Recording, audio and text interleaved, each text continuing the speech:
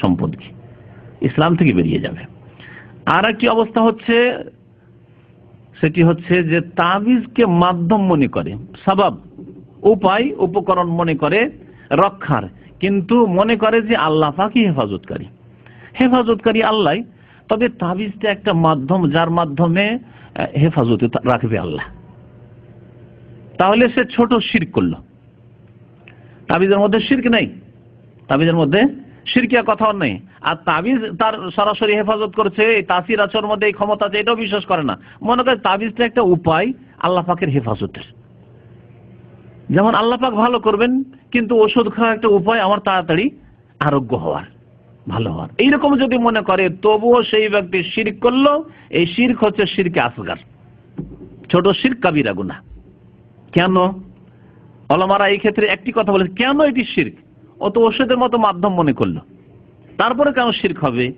পার্থক্য কি তাহলে ওষুধের সাথে তাবিজের পার্থক্য কি?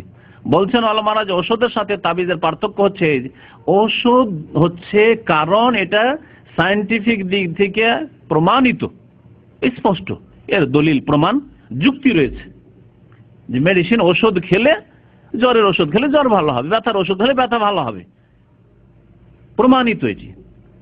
তারপরে নবী করিম সাল্লাল্লাহু আলাইহি সাল্লাম ওষুধ খেতে বলেছেন, চিকিৎসা করতে বলেছেন। তাদাউ ইয়া ইবাদাল্লাহ, হে আল্লাহর বান্দারা তোমরা চিকিৎসা করো, ওষুধ খাও, দাওয়া ব্যবহার করো। ফাইনাল্লাহ লাম ইউনজিল দাআন ইল্লা আনজালা লাহু শিফাআন, কারণ আল্লাহ যে কোনো ব্যাধি নাযিল করেছেন, রোগ নাযিল করেছেন, তার ওষুধও আল্লাহ নাযিল করেছেন। তাহলে অনুমতি পাওয়া গেল। তাবিজের ক্ষেত্রে অনুমতি তো দূরের কথা, নিষেধ পাওয়া গেল। ইন্নাত তামিমা শিরক, তাবিজ হচ্ছে শিরক। তাহলে যেটি কারণ নয়, উপায় নয়, তাকে উপায় মনে করা হচ্ছে ছোট শিরক। উপায় নয় আর উপায় মনে যদি করেন তাহলে কি হবে? শিরক, ছোট শিরক হবে। একটা জিনিস কারণ নয় আর যদি কারণ মনে করেন তাহলে সেটা হবে ছোট শিরক। আর একটা দিক রয়েছে, যদিও মনে করছেন যে আল্লাহ শেফা দেন, আল্লাহ আরোগ্য দানকারী, কিন্তু যখন তাবিজ আপনার কাছে আছে তখন তাবিজের সাথে অন্তর কিন্তু আপনার জড়িত হয়ে আছে, অন্তর সম্পর্ক তাবিজের সাথে। চট করে যদি কোনো রকমের ভয় ভীতি লাগে, তাবিজ তো আছে, তাবিজের সাথে কলবের সম্পর্ক। এদিক দিয়েও আরেকটা ছোট শিরকের কারণ। যদি আপনি মনে করেছেন যে আল্লাহ পাক হেফাজতকারী, তারপরেও শিরক হবে। আরো দু চারটি হাদিস শোনাই তাবিজ সম্পর্কে। উকবা বিন আমির রাদিয়াল্লাহু তাআলা আনহু বর্ণনা করছেন যে সামিআতু রাসূলুল্লাহ সাল্লাল্লাহু আলাইহি ওয়াসাল্লাম, আমি আল্লাহ রাসূল সাল্লাল্লাহু আলাইহি ওয়াসাল্লামকে বলতে শুনেছি, মান তাআল্লাকা তামিমাতান ফালা আতাম্মাল্লাহু লাহু, কেউ যদি তাবিজ লটকায় তাহলে আল্লাহ যেন তার মনের কামনা বাসনা পূরণ না করেন। বদদুয়া নবী সাল্লাল্লাহু আলাইহি ওয়াসাল্লামের। মান তাআল্লাকা তামিমাতান, কেউ যদি তাবিজ ঝুলায় তাহলে আল্লাহ ফালা আতাম্মাল্লাহু লাহু, তার মকসদ, তার উদ্দেশ্য যেন আল্লাহ পূরণ না করেন। ওমান তাআল্লাকা ওয়াদাআতান, কেউ যদি কোনো রক্ষাকারী বিষয়, এটা আমার রক্ষা করবে, এইরকম কিছু যদি ঝুলাই, ফালা ওয়াদা আল্লাহ লাহু, আল্লাহ তার রক্ষা না করে। যেমন স্যান্ডেল জুতা, তাবিজ না কিন্তু স্যান্ডেল জুতো, হ্যাঁ, অথবা আর কিছু, যে কোনো কিছু হোক না কেন, রশি, টাকা। মুসনাদ আহমদের হাদিস, এবং হাদিস হচ্ছে সহিহ। আর একটি হাদিস আপনাদের শোনাই। আব্দুল্লাহ বিন উকাইম রাদিয়াল্লাহু তাআলা আনহু সাহাবী, তিনি অসুস্থ ছিলেন। এক তাবেঈ ঈসা বিন আব্দুর রহমান বলছেন যে আমি তার কাছে গেলাম, তিনি অসুস্থ ছিলেন, নাউদুহু, তার বিমার পুরসি করার জন্য, দেখা সাক্ষাতের জন্য, খোঁজ খবর নেওয়ার জন্য। ফাকিলা লাহু, তাকে বলা হলো, লাউ তাআল্লাকতা শাইআন, কিছু ঝুলাইতেন, মানে তাবিজ হোক বা এই ধরনের কিছু বালা তাগা কিছু শরীরে রাখতেন, হয়তো অসুখ ভালো হয়ে যেত। ফাকাল আতাআল্লাকু শাইআন, কেমন কথা বলে, আমি তাবিজ লটকাবো শরীরে, অথবা আমি আমার শরীরে বালা থাকবে বা কিছু। ওয়াকাদ কালা রাসূলুল্লাহ সাল্লাল্লাহু আলাইহি ওয়াসাল্লাম, অথচ নবী করিম সাল্লাল্লাহু আলাইহি ওয়াসাল্লামকে আমি বলতে শুনেছি, তিনি বলেছেন, মান তাআল্লাকা শাইআন ওয়াকিলা ইলাইহি, কেউ যদি শরীরে কোনো কিছু ঝুলায়, গাড়িতে বাড়িতে ঝুলায়, তাহলে ওকেলা ইলাইহি, তাকে তার সুপুর্দ করে দেওয়া হবে, তাকে তার উপর ন্যস্ত করে দেওয়া হবে, তার মদদ আল্লাহ পাকের পক্ষ থেকে হবে না, আল্লাহ সাহায্য করবেন না, তার জন্য আল্লাহ পাক ছেড়ে দেবেন। মুসনাদ আহমদের হাদিস এবং আবু ইয়ালার হাদিস। এখন এই যে তাবিজের এখানে যে প্রশ্নটি উঠে, আসল প্রশ্ন সেটা হচ্ছে যে আমরা তো ওই শিরকি তাবিজ করি না, আমরা শিরকি তাবিজ করি না। তারপরে আমরা কি বলে যে আমরা তাবিজের পুরোপুরি এই রাখি না যে তাবিজের মধ্যেই ক্ষমতা আছে, আল্লাহর উপর ভরসা রাখি, এটাকে কারণ মনে করি। শুনলেন যে যদি এমন কিছুকে কারণ মনে করেন যেটাকে কোরআন এবং হাদিসের কারণ বলা হয়নি, উপায় বলা হয়নি, সেটাও ছোট শিরক, বড় গুনাহ। তারপরে কোরআনের আয়াত দিয়ে অথবা হাদিসের দোয়া দিয়ে, আল্লাহর নাম দিয়ে যদি কেউ তাবিজ করে তাহলে চলবে কি না এই সম্পর্কে শোনেন। ইব্রাহিম নাখঈ রহমতুল্লাহ আলাইহ, ইব্রাহিম নাখঈ রহমতুল্লাহ আলাইহ আব্দুল্লাহ বিন মাসউদ রাদিয়াল্লাহু সিলসিলাটি বয়ান করে দিয়ে, ছাত্র এবং ওস্তাদের সিলসিলা, তাহলে বুঝতে সুবিধা হবে। আব্দুল্লাহ বিন মাসউদ রাদিয়াল্লাহু তাআলা রাসূলুল্লাহ সাল্লাল্লাহু আলাইহি ওয়াসাল্লামের সাহাবী, রাসূলুল্লাহ সাল্লাল্লাহু আলাইহি ওয়াসাল্লামের ছাত্র সাহাবী। তিনি কুফা হিজরত করে চলে গেছিলেন। কুফায় তার ছাত্র অনেক ছিলেন, তার মধ্যে প্রসিদ্ধ ছাত্র আলকামা আসওয়াদ তার ছাত্র। এই আলকামা আসওয়াদের ছাত্র ইব্রাহিম নাখঈ। তাহলে ইব্রাহিম নাখঈ আব্দুল্লাহ মাসউদের ছাত্রের ছাত্র। ইব্রাহিম নাখঈর ছাত্রের ছাত্র ইমাম আবু হানিফা রাহমাতুল্লাহ আলাইহি, ইমাম আবু হানিফা রাহমাতুল্লাহ আলাইহি। তাহলে ইমাম আবু হানিফা রাহমাতুল্লাহ আলাইহির ওস্তাদের ওস্তাদ কি বলছেন এই দোয়া তাবিজ সম্পর্কে, তাবিজ করা সম্পর্কে? কোরআন দিয়ে তাবিজ করা যাবে যাবে না, দোয়া দিয়ে তাবিজ করা যাবে যাবে না, এই সম্পর্কে শুনেন। বলছেন কানু ইয়াকরাহুনা তামাইমা কুল্লাহা মিনাল কোরআন ওয়া গায়রিল কোরআন। সালাফে সালেহিন কানু, তারা মানে সাহাবায়ে কেরামরা। একজন তাবেঈ যখন বলবেন তারা, কার সম্পর্কে বলবেন? সাহাবায়ে কেরাম সম্পর্কে বলছেন, এবং তার জামানার উলামায়ে কেরাম তাবেঈনদের সম্পর্কেও বলছেন। তারা ইয়াকরাহুন ঘৃণা করতেন, সাহাবায়ে কেরাম তাবেঈন তাবেঈনদের জামায় নাই, ইয়াকরাহুন ব্যবহার করতেন নাজায়েজের ক্ষেত্রে। এই নয় যে মাকরুহ মানে মাকরুহ তানজি করতে থাকো। এই জন্য ফিকহের কিতাবে আছে মাকরুহ শুধু যদি বলা হয় মাকরুহ তাহরিম মানে হারাম নাজায়েজ, আর স্পষ্ট যদি মাকরুহ তানজি মানে হালকা ঘৃণিত শুধু, তাহলে মাকরুহ তানজি স্পষ্ট বলে দেবে। এটা হচ্ছে হানাফি ফিকহেরও মাসলা। তাহলে মাকরুহ বললেই মাকরুহ তাহরিমি মানে নাজায়েজ, জায়েজ নাই। বলছেন কানু ইয়াকরাহুনা তামাইমা কুল্লাহা, সাহাবায়ে কেরামরা তাবেঈনরা তারা সমস্ত রকমের তাবিজকে তারা অপছন্দ করতেন, ঘৃণা করতেন, তারা মাকরুহ তাহরিম নাজায়েজ মনে করতেন। মিনাল কোরআনে, কোরআন হইলেও নাজায়েজ মনে করতেন, ওয়া গায়রিল কোরআন, কোরআন ছাড়া অন্য কিছু দিয়ে হইলেও তা নাজায়েজ মনে করতেন। মুসান্নাফ ইবনে আবি শাইবা বলে এটি প্রসিদ্ধ হাদিসের কিতাব আছে, সেই হাদিসের কিতাবে এই আসারটি অর্থাৎ এই তাবেঈর যে উক্তিটি বর্ণনা করা হয়েছে। সাঈদ ইবনে জুবাইর রাহমাতুল্লাহ আলাইহি প্রখ্যাত তাবেঈ ছিলেন। তিনি বলছেন মান কাতা তামিমাতান মিন ইনসানিন, কোন ব্যক্তি যদি কোন ব্যক্তির শরীর থেকে, কোন মানুষের শরীর থেকে যদি একটা তাবিজকে ছিঁড়ে ফেলে, দেখলেন যে কোন সাথী বন্ধু কোন মুসলমানের গায়ে তাবিজ আছে, গলায় কোমরে যেখানেই থাক না কেন হাতে তাবিজ আছে, যদি ছিঁড়ে ফেলে দেন, আপনি খুলে ফেলে দেন, কানা কাইদলে রাকাবাতিন, তাহলে একজন কৃতদাস গোলাম স্বাধীন করার সমান নেকি পাবে। গোলাম আজাদ করলে যে নেকি রয়েছে, বড় নেকি রয়েছে, কারণ আল্লাহ পাক কাউকে গোলাম কৃতদাস অবস্থায় দেখতে চান না। এজন্য বিভিন্ন পন্থায় কাফারার ক্ষেত্রে গোলাম আজাদ করতে বলেছেন, যাতে করে মানুষ আজাদ হয়ে স্বাধীন হয়ে আল্লাহ পাকের ইবাদত বন্দী করতে পারে। তাহলে সাহাবায়ে কেরামরা অধিকাংশই তাবেঈনরা তারা কি করতেন, এই তাবিজ কোরআনের হোক আর কোরআন ছাড়া অন্য কিছু দিয়ে হোক, সমস্ত তাবিজকে তারা নাজায়েজ মনে করতেন। কেন নাজায়েজ মনে করতেন? আর এটি ঠিক। তাদের মধ্যে অন্যতম হচ্ছে ইব্রাহিম নাখঈর ওস্তাদের ওস্তাদ আব্দুল্লাহ বিন মাসউদ রাদিয়াল্লাহু তাআলা আনহু, আব্দুল্লাহ বিন আব্বাস রাদিয়াল্লাহু তাআলা আনহু, আর অনেক সাহাবায়ে কেরামরা। তার চারটি কারণ বয়ান করা হয়েছে। কোরআন দিয়েও তাবিজ চলবে না। কেন চলবে না? কারণ রোগ এখানে।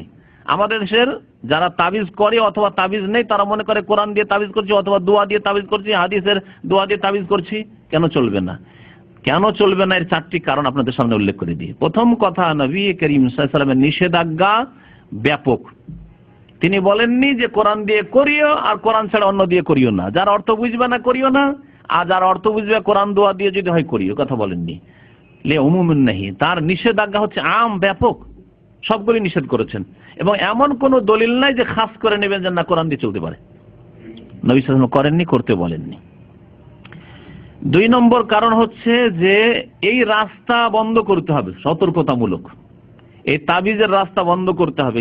কারণ যারা তাবিজের ব্যবসায়ী বা তাবিজ করে বা তাবিজ নেই, এদের জন্য তাবিজের দরজা যদি খোলা থাকে, শুধু কোরআনী বা দুয়ার তাবিজ নেবে না, তার নামে অনেক শিরকি তাবিজ চলবে। যেমন এই ঘটনা বয়ান করলাম, বললো যে আমাদের বড় মৌলানা তাবিজ দিয়েছে, আমাদের হুজুর গোপালগঞ্জে তাবিজ দিয়েছে, কিন্তু তাবিজে লেখা আছে শিরকি আলিয়া হোসেন ইয়া জিলানি, এসব লেখা আছে। কোরআন হাদিসের তাবিজের নামে কত বড় বড় শিরক আর কুফরি লেখা আছে। আল্লাহ ছাড়া অন্যের কাছে দোহাই পড়া হয়েছে বা অন্যের মদদ চাওয়া হয়েছে। সুতরাং এই শিরকের রাস্তাকে বন্ধ করে দিতে হবে, দ্বিতীয় কারণ। তৃতীয় কারণ হচ্ছে যে কোরআনের দ্বারা যদি তাবিজ করা যায়, কোরআনী সূরা দিয়ে অথবা কোনো দোয়া দিয়ে, হাদিসের দোয়া দিয়ে তাবিজ করা যায়, তাহলে আল্লাহর কালামের, কোরআনে কারীমের, আল্লাহর নামের, নবী সাল্লাল্লাহু আলাইহি ওয়াসাল্লাম হাদিসের দোয়ার অবমাননা করা হইলো, মানহানি, তাওহীন করা হইলো। বিশেষ করে পেশাব পায়খানার অবস্থায়, সহবাসের অবস্থায়, স্বপ্নদোষের অবস্থায়, বহু নাপাক অবস্থায় দিনে কতবার পেশাব করতে বসছেন আর তাবিজ গায়ে আপনার, আর দাবি করছেন যে তাবিজ আমার কোরআনের সূরা নাস ফালাক লেখা আছে, অথবা আউযু বিল্লাহি মিনাশ শাইতানির রাজিম লেখা আছে, বা আল্লাহর আসমায়ে হুসনা লেখা আছে, আল্লাহুর রহমানুর রহিমও লেখা আছে।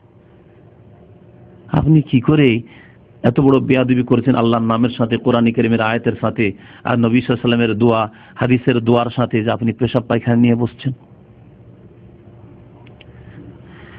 3 নম্বর কারণ। 4 নম্বর কারণ হচ্ছে যে নবী করিম সাল্লাল্লাহু আলাইহি সাল্লাম নিজেও দম করেছেন, ঝাড়ফুঁক করেছেন, আর তাকেও ঝাড়ফুঁক করা হয়েছে, অর্থাৎ নিজে ফুঁক দিয়ে, নিজের শরীরে ফুঁক দিয়েছেন।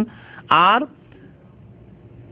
মা আয়েশা রাদিয়াল্লাহু, যখন শরীর চলছিল নবী সাল্লাল্লাহু আলাইহি সাল্লামের মৃত্যুশয্যায়, তখন নবী করিম সাল্লাল্লাহু আলাইহি সাল্লাম বলছিলেন তুমি পড়ো, আর দিয়ে হাতে পড়ে, মা আয়েশা রাদিয়াল্লাহু তাআলা পড়ে হাতটা ফিরাচ্ছেন, নবী সাল্লাল্লাহু আলাইহি সাল্লাম মোবারক হাত ফিরাচ্ছেন।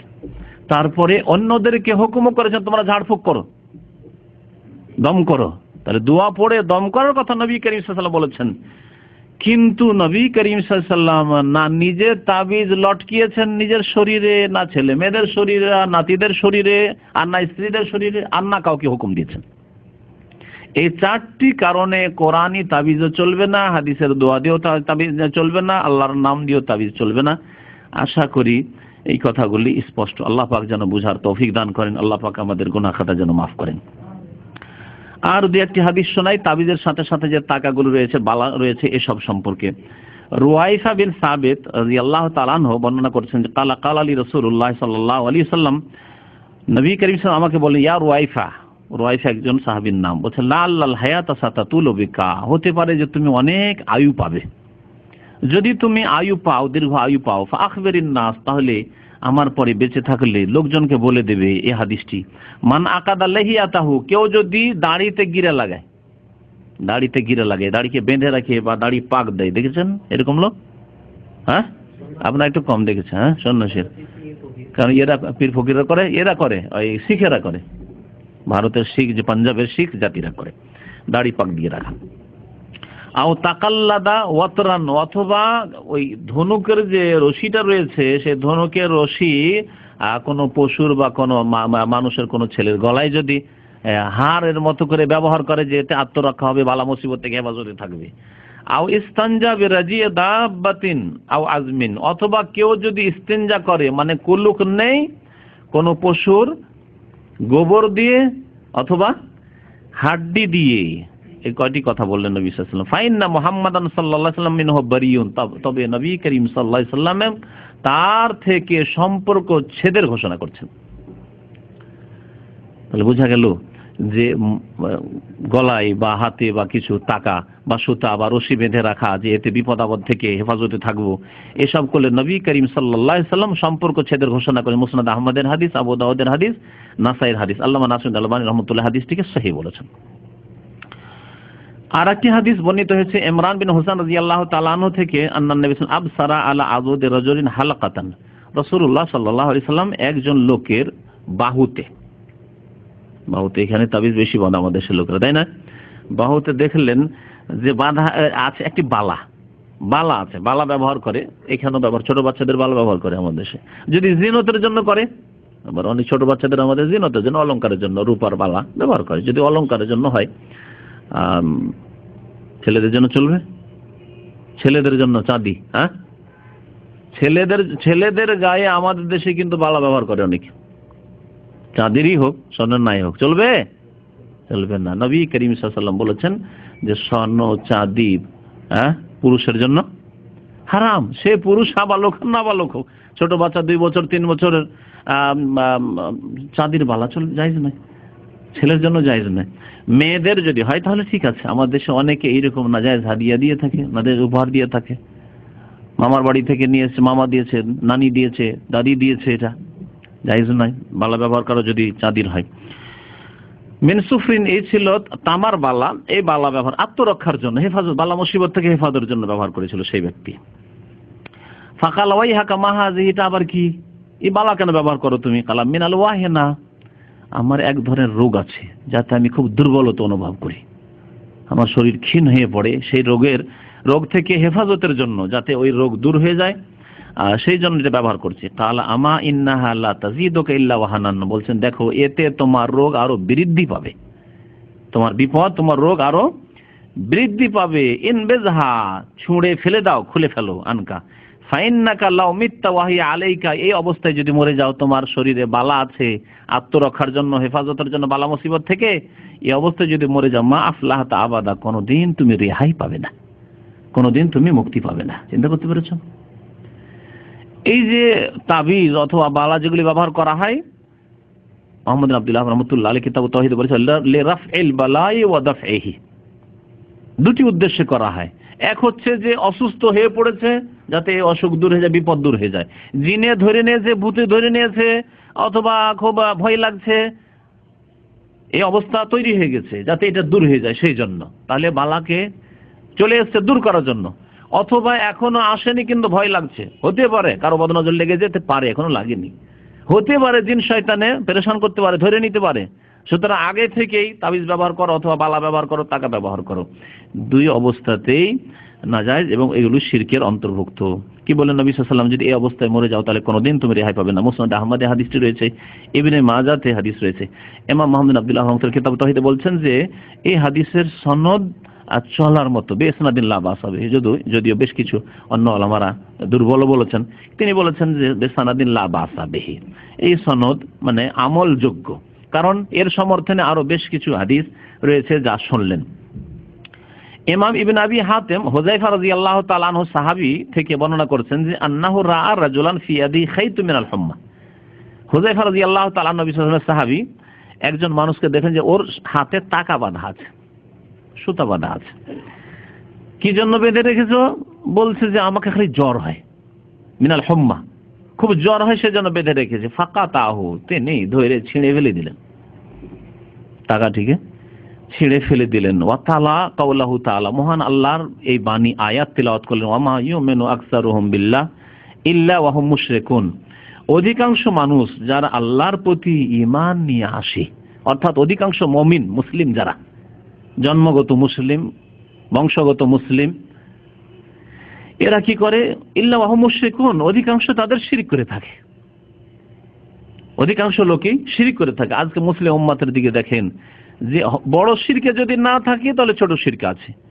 এদের দেখেন অসংখ্য মুসলিম কবর মাজারের শিরক, আল্লাহ ছাড়া অন্যকে সিজদা করা, আল্লাহ ছাড়া অন্যের কাছে সন্তান চাওয়া, আল্লাহ ছাড়া অন্যের কাছে রোগের আরোগ্য তলব করা, আল্লাহ ছাড়া অন্যের জন্য খাসি মোরগ জবাই করা ইত্যাদি, এইসব শিরকে লিপ্ত আছে।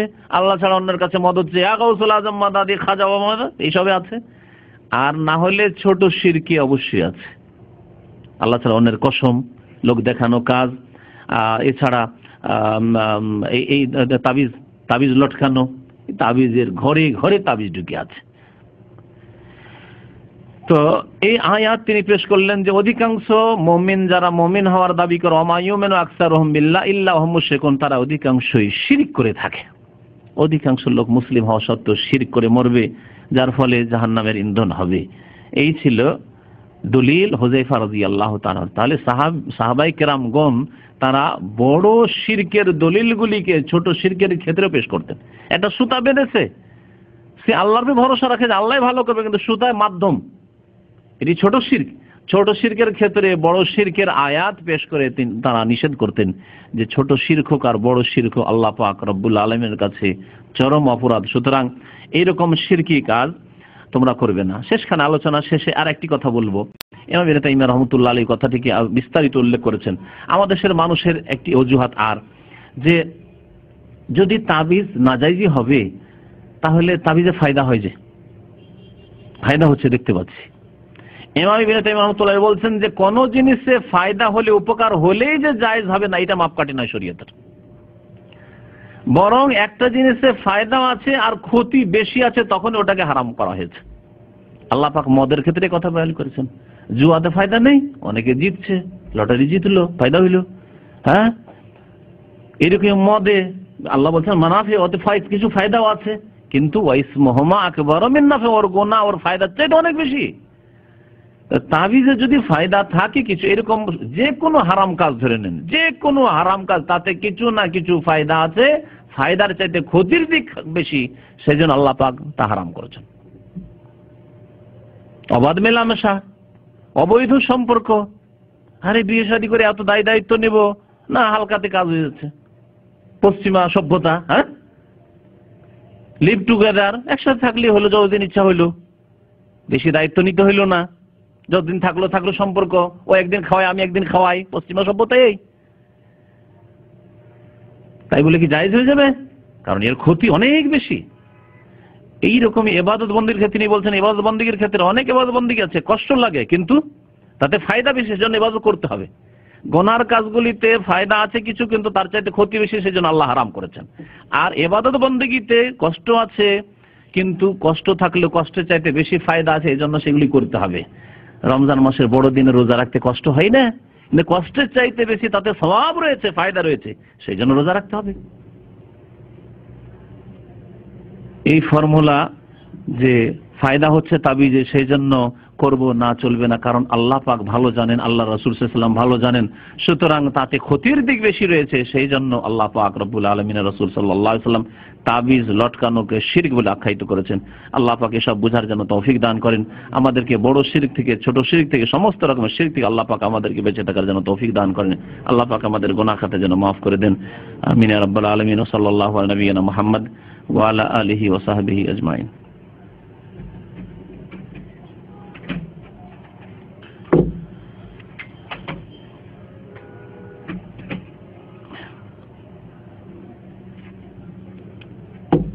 তাবিজ সম্পর্কে কোনো প্রশ্ন থাকে তো ঠিক আছে। হ্যাঁ, একবার বলছেন যে কোরআনের আয়াত কাগজে লিখে পানিতে গুলিয়ে বা মিলে পানি পান করা যাবে। হ্যাঁ, এটা গুরুত্বপূর্ণ প্রশ্ন।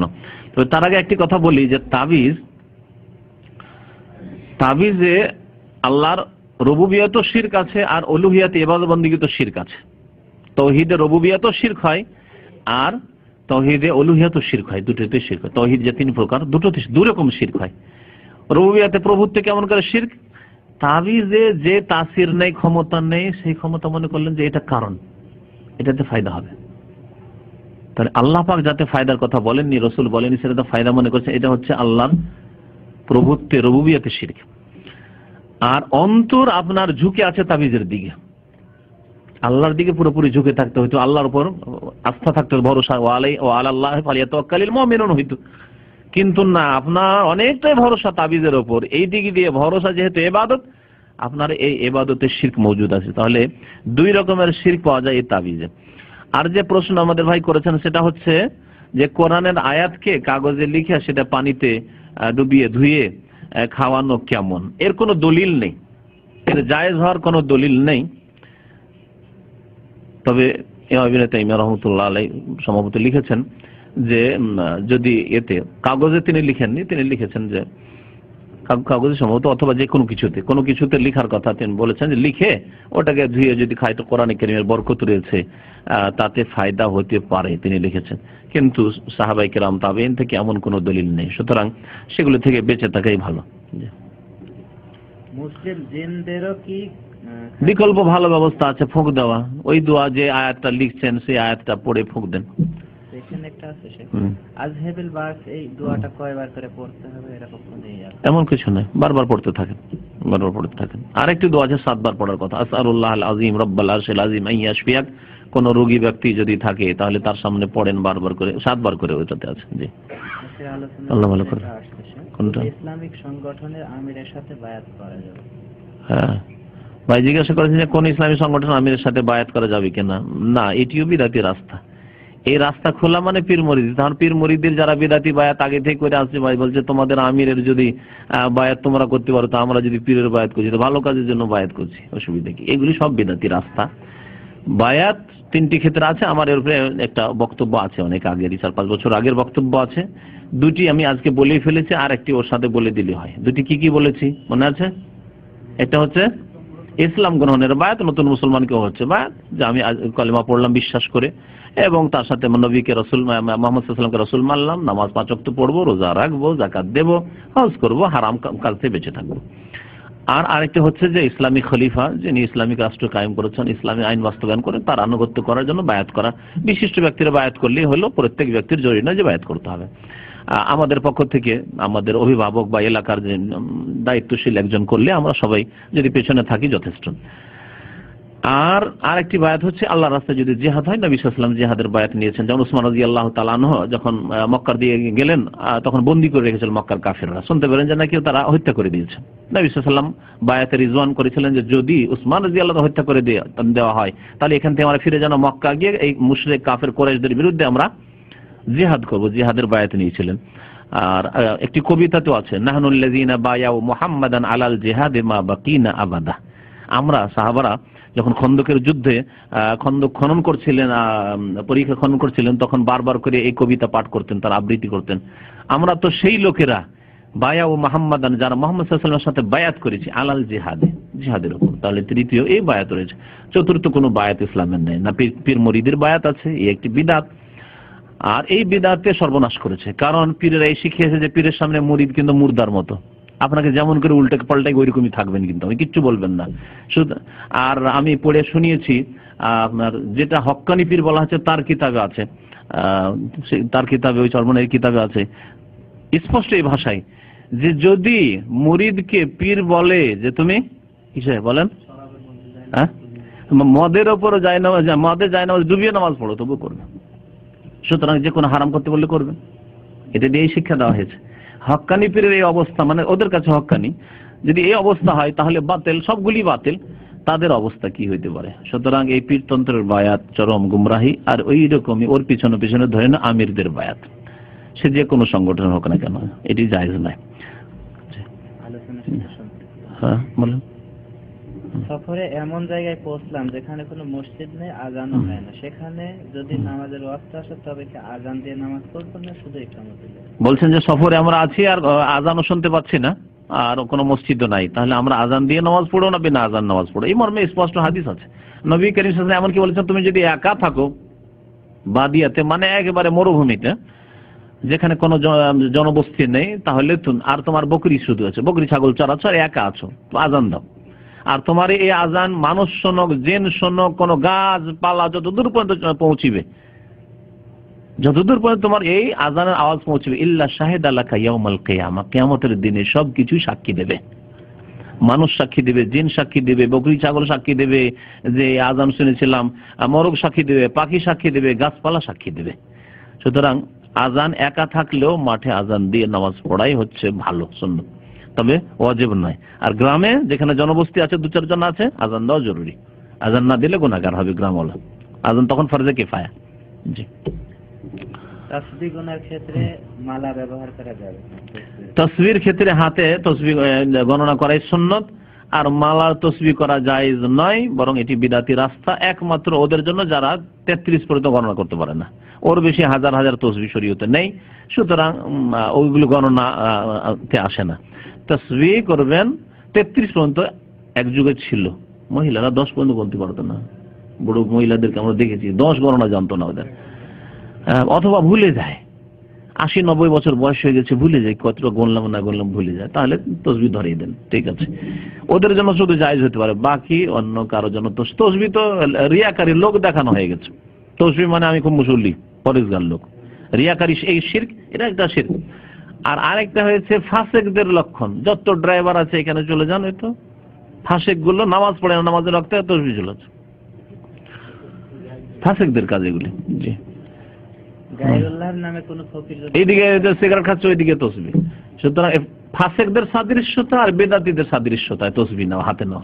ফাসিক যারা বেনামাজি ফাসিক, ড্রাইভার বিভিন্ন জায়গার দেখছেন না, রাস্তার লাইনের ড্রাইভার, আমার লিমোজিন ভাইরা রাখবেন না কিন্তু, কারণ ওই হলুদ ড্রাইভার গুলো বেশি এইরকম দেখা যায় ওদেরকে। যাই হোক, তো যে কোনো জাতিতে থাকে না কেন, এক ফাসিকদের সাদৃশ্যতা আর এক হচ্ছে বিদাতীদের সাদৃশ্যতা। নবী সাল্লাল্লাহু আলাইহি ওয়াসাল্লাম সাহাবায়ে কেরামরা এরকম দানা নিয়ে তসবিহ করেননি, সুতরাং এই তসবিহ করা সুন্নতের খেলাফ। গায়রুল্লাহর নামে কোনো ফকির যদি ভিক্ষা চায় তাহলে তাকে ভিক্ষা দেওয়া যায়? গায়রুল্লাহর নামে, আল্লাহ ছাড়া অন্যের নাম নিয়ে যদি ভিক্ষা চায় তাহলে জায়েজ নাই, বরং ওকে নসিহত করেন, যদি তওবা করে তো ঠিক আছে, আর না হলে বিদায় করে দেন। আল্লাহ ছাড়া অন্যের নাম নিয়ে করেন। তারপরে এই যে আল্লাহর নাম নিয়ে, আল্লাহর নাম নিয়ে মানে কি, আমাদের দেশে কেমন করে চায় ভুলেও গেছি, অনেক আগের কথা। হ্যাঁ, ভুলেই গেছি যে ফকিরগুলো কেমন করে চায়। হ্যাঁ হ্যাঁ, আল্লাহর হস্তে, আল্লাহর হস্তে বলে তো ঠিক আছে, আল্লাহর হস্তে। আরো শের শায়েরি কবিতা পড়তে আসে এক শ্রেণীর ফকির জাতিগুলো, ফকির জাতি সুর ধরে ওই সে কবিতা পড়বে, এগুলো এরা আল্লাহ রসুলের নামে শিরক, এই যে আল্লাহ এবং রসুলের নাম দুটো সমজ, আর রসুলের নামে আবার কি এরা কবর পূজারী, এরা মুশরিক আমি জানি। এবং এদেরকে যদি না দিলে আবার এদের অনিষ্ট থেকে বাঁচানো মুশকিল। এরা সব অনেকে জাদুকর, এরা অনেক সময় ক্ষতি করে, সুতরাং এইসব অনিষ্ট থেকে বাঁচার জন্য দিতে পারেন এদেরকে। কিন্তু যদি পারেন যে আপনার বাল বাচ্চা ছেলেরা কেউ এদের সামনে যাবে না, বাচ্চাদেরকে যেতে দেবেন না, তো এটাই ভালো। আরেকটা জিনিস আছে, যে বুখারীর হাদিস আছে নবী সাল্লাল্লাহু আলাইহি ওয়াসাল্লাম নিজের লজ্জাস্থান কখনো দেখেনি, কিন্তু আলবানী রাহমাতুল্লাহ বলেছেন এই হাদিস দুর্বল। এটা বুখারীতে কোথায় আছে জানো না আমার? না, এরকম ভাষায় নেই, আসলে এরকম ভাষায় নেই, হয়তো জানি না। বাস শেষ। আর কোনো মৌখিক প্রশ্ন আছে? শেষ করি। হ্যাঁ, অসুবিধা নেই, মৌখিক যদি কোনো প্রশ্ন থাকে জানা ছুটে গিয়ে থাকে বা কিছু, আর না হলে এখান থেকে শেষ করি। সাল্লাল্লাহু আলাইহি ওয়া সাল্লাম মুহাম্মদ ওয়া আলা আলিহি ওয়া সাহবিহি আজমাইন।